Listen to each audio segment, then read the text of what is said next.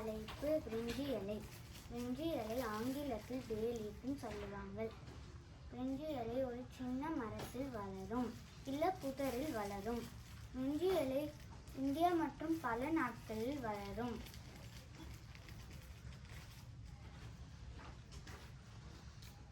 பிரிஞ்சி இலை பிரியாணி, சூப்பு, குழம்பு இதில் எல்லாத்துலேயும் பிரிஞ்சி இலை போடுவாங்க.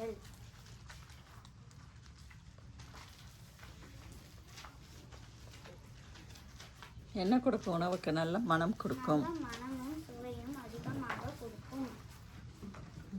அடுத்து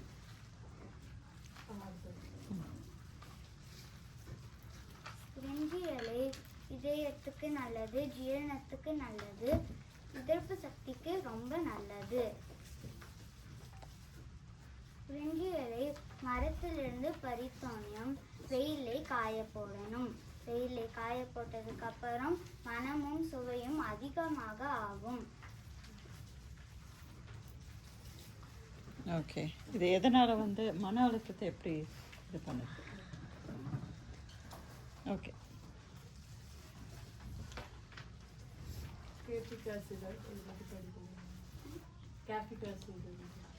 படிக்கலன்னு நினைக்கிறேன். அடுத்த ஸ்லைட். பிரிஞ்சி இலை ரொம்ப நல்லது, உடம்புக்கு ரொம்ப நல்லது.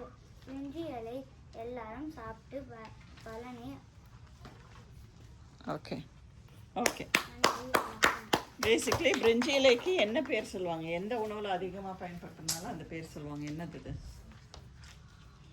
பிரிஞ்சி இலையை பிரியாணி இலைன்னு சொல்லுவாங்க. ஏன்னா பிரியாணிக்கு அடிக்கடி பயன்படுத்துறது. அதை நம்ம கருவேப்பிலை மாதிரி சாப்பிட முடியாது, தூக்கி தான் போடுவோம். பட் அதோட பயன் நல்லாயிருக்கும். ஓகே ஹரிணி.